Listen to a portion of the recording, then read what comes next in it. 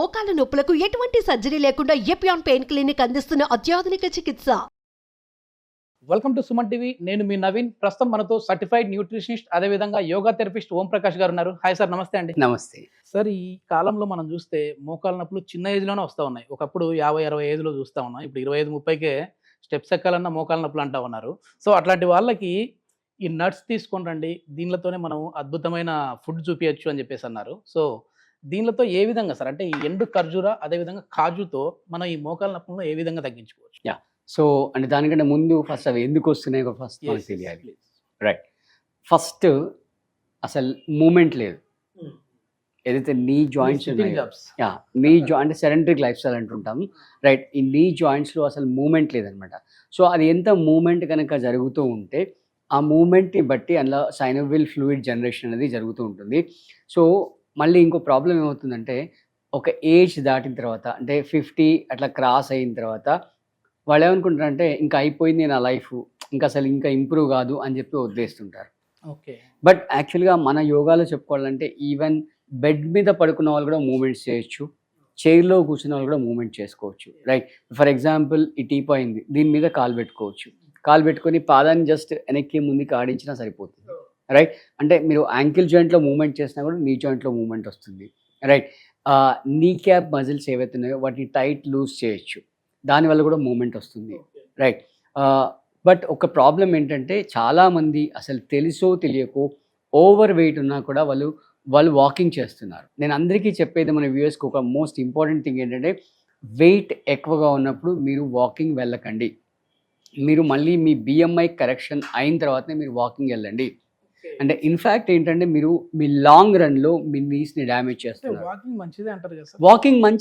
Walking మంచిదే. అది ఎప్పుడు మీరు మీ ఐడియల్ బిఎంఐ మెయింటైన్ చేసినప్పుడు. సింపుల్ అండి, మీ దగ్గర బ్యాగ్ ఉంది, దాంట్లో 2 pairs ఆఫ్ క్లాత్స్ పడతాయి. మీరు 5 pairs పెట్టారనుకోండి, ఏమవుతుంది, బ్యాగ్ చిరిగిపోతుంది. రైట్, సో సేమ్ అదే మీ బిఎంఐ ఎంత ఉంటుంది అంటే, ఒక అపార్ట్మెంట్కి ఫౌండేషన్ ఎంత ఇంపార్టెంటో మనిషికి నీస్ అనేవి అంత ఇంపార్టెంట్. ఇంకా మీరు లాజికల్గా ఆలోచిస్తే, మీరు వాకింగ్ చేసినప్పుడు ఒక లెగ్ లిఫ్ట్ చేస్తే రెండో లెగ్ పైన టోటల్ బాడీ వెయిట్ అనేది పడుతుంది. రైట్, సో ఇంకా మీరు ఓవర్ డ్యామేజ్ చేస్తున్నారు. సో మీరు ఐడియల్ వెయిట్కి వెళ్ళండి.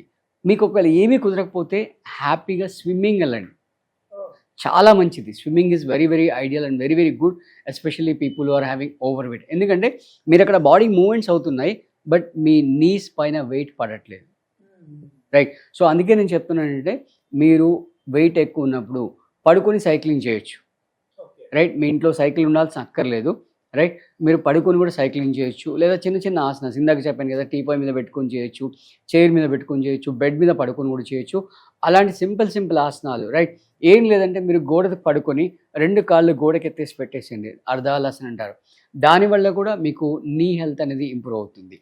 రైట్, సో ఇంకా ఆల్రెడీ మీకు డ్యామేజ్ అయిపోయింది అని అనుకున్నప్పుడు, అంటే రెండో రీజన్ ఏంటంటే మన డైట్లో required amount of iron and calcium ఉండేటట్టుగా చూసుకోండి.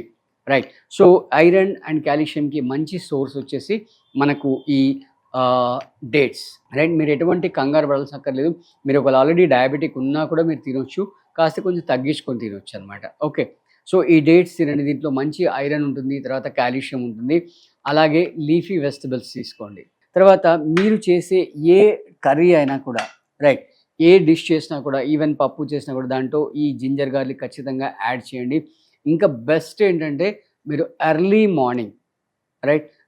మార్నింగ్ ఈ జింజర్ జ్యూస్ చేసుకొని తాగండి. దీంట్లో అంటే మరీ ఘాటుగా ఉందనుకుంటే కనుక కొన్ని డ్రాప్స్ హనీ యాడ్ చేసుకోండి. ఓకే, హనీ యాడ్ చేసేసుకొని 2 మంచిగా మిక్స్ చేసేసుకొని ఎర్లీ మార్నింగ్ తాగితే కనుక నీ పెయిన్సే కాదు, ఇంకా మీకు లాంగ్ రన్లో మీ హార్ట్ ఇష్యూస్ కూడా రాకుండా కాపాడుతుంది. అంటే బాడీలో ఉన్న ఫ్యాట్ని మొత్తం బర్న్ చేస్తుంది అనమాట. రైట్, సో ఈ జింజర్ గార్లిక్ 2 కూడా, అంటే ఒక జింజరే కాకుండా జింజర్ గార్లిక్ 2 కలిపి వాడినట్లయితే మన బాడీలో ఇన్ఫ్లమేషన్ తగ్గిస్తుంది. ఈవెన్ కొంతమందికి యాసిడిటీ ప్రాబ్లం వస్తుంది, ఆ యాసిడ్ రిఫ్లెక్షన్స్ కూడా రాకుండడానికి జింజర్ ప్లస్ ఈ గార్లిక్ 2 కలిపి తీసుకున్నట్లయితే ఈవెన్ మీరు ఎర్లీ మార్నింగ్ ఎంటీ స్టమక్లో గార్లిక్ తీసుకున్నా కూడా చాలా ఫ్యాట్ రిడక్షన్ చేయడానికి మీకు యూజ్ అవుతుంది. ఇది కూడా కొంచెం ఘాటుగా ఉంటుంది కాబట్టి కొంచెం తేనె వేసి, రైట్, మీరు ఒకళ్ళు నమలగలిగితే డైరెక్ట్ నమలేసేయండి. లేదంటే కనుక దీన్ని మ్యాష్ చేసి దీంట్లో కొన్ని డ్రాప్స్ హనీ యాడ్ చేసి ఆ వడికన్సే ఆ ఘాట్నెస్ అనేది తగ్గిపోతుంది అనమాట. Okay right. సో అలాగే ఇంకా మోస్ట్ ఇంపార్టెంట్ ఏంటంటే మీరు తినే ఫుడ్లో ఖచ్చితంగా హోల్ గ్రెయిన్స్ వాడండి. పాలిష్డ్ ఫుడ్ అసలు తినకూడదు. పాలిష్డ్ రైస్ కానీ ఈవెన్ మీరు వీట్ ఫ్లోర్ తీసుకున్నా కూడా మనం ఇంతకుముందు వీడియోస్లో కూడా చెప్పాము ఏంటంటే మీరు గోధుమలు షాప్కి వెళ్ళి కొనుక్కొని దాన్నే మెషిన్లో పిండి పట్టించుకొని ఆ గోధుమ పిండి మాత్రమే వాడండి. ఇంకా దాంట్లో పొట్టు తీసేయకుండా వాడితే కనుక మీకు మంచి ఫైబర్ వస్తుంది. ఫైబర్ రావడం వల్ల కాన్స్టిపేషన్ ప్రాబ్లం తగ్గిపోతుంది. రైట్. సో ఈ హోల్ గ్రెయిన్స్ అన్నీ కూడా మీరు తీసుకోండి. పాలిష్డ్ ఎక్కడ కూడా వాడకండి. మైదా అసలే టచ్ చేయకండి మీరు. ఓకే. ఈ నీ పెయిన్ ఉన్న వాళ్ళకి ఇంకా ఎట్లాంటి ఫుడ్ తీసుకుంటే మంచిది సార్? అంటే ఆకుకూరల్లో కావచ్చు. ఫస్ట్ వెయిట్ పెరగకుండా ఉండదు చూసుకోవాలి. Most important thing. మీరు ఏ ఫుడ్ తీసుకున్నా కూడా మీ క్యాలరీస్ ఎంత కన్జంప్షన్ చేస్తున్నారు పర్ డేలో, రైట్, దాన్ని మీరు ఒకసారి ప్రతిసారి బ్యాలెన్స్ చేసుకుంటూ ఆ వెయిట్ ఇంకా ఫర్దర్ పెరగకుండా చూసుకోండి. ఎందుకంటే ఆల్రెడీ డ్యామేజ్ అయింది, ఇంకా ఫర్దర్ డ్యామేజ్ అవ్వకుండా మీరు కాపాడుకోవాలి. రైట్. అదొకటి. తర్వాత ఈ ఆల్కహాల్ ఒకటి. రైట్. ఆల్కహాల్ తర్వాత non veg. Okay. Right. And actually చెప్పాలంటే నాన్ వెజ్లో మనం ఈ పాయ అంటుంటాం కదా, దాంట్లో ఆ పాయాలో ఏదైతే బోన్ మ్యారో ఉంటుందో అది యూస్ఫుల్ అవుతుంది నీ పెయిన్ తగ్గడానికి.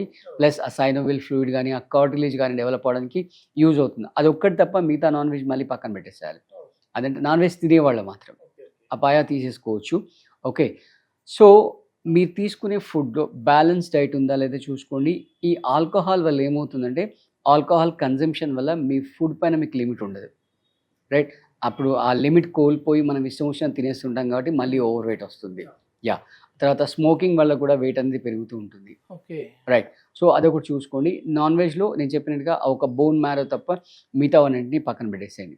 పక్కన పెడుతూ మోస్ట్ ఇంపార్టెంట్ మీరు మూమెంట్ చేయండి. సెడెంటరీ లైఫ్ స్టైల్ నుంచి బయటికి రండి. మీరు ఎట్లా ఉన్నా ఎక్కడ ఉన్నా 80sలో ఉన్నా 90sలో ఉన్నా ఈవెన్ 100 years ఏజ్ ఉన్నా సరే మీరు మీ బాడీని మూమెంట్ చేయొచ్చు. డోంట్ థింక్ దట్ నేను ఖచ్చితంగా వాకింగే చేయాలి, నేను ఖచ్చితంగా జిమ్కే వెళ్ళాలి, హార్డ్ ఆసనాసే వెయ్యాలి అనేటువంటి అపోహ నుంచి మీరు బయటికి రండి. మీరు చేయాల్సింది ఏంటంటే ఆ నీ జాయింట్లో మూమెంట్ ఉండేటట్టు చూసుకోవాలి. రైట్. ఆ 2 జాయింట్స్ ఇట్లా ఉంటాయి, 2 మధ్యలో గ్యాప్ ఉంటుంది. ఇది ఎప్పుడు కూడా మూవ్ అయ్యేటట్టుగా చూసుకోవాలి. బట్ ద సేమ్ టైం నేను మూమెంట్ చెప్పానని మళ్ళీ మీరు వాకింగ్ స్టార్ట్ చేసి నీస్ని మాత్రం డ్యామేజ్ చేసుకోకండి. మూమెంట్ చేస్తూ అట్ ద సేమ్ టైం దాని మీద వెయిట్ పడకుండా చూసుకోవాలి. రైట్. మీకు అవకాశం ఉంటే స్విమ్మింగ్ వెళ్ళండి. మొత్తానికి చాలా తక్కువ ఖర్చుతోనే ఈజీగా మన నీస్ని మనం కాపాడుకోవచ్చు, మోకాళ్ళని. థ్యాంక్ యూ అండి.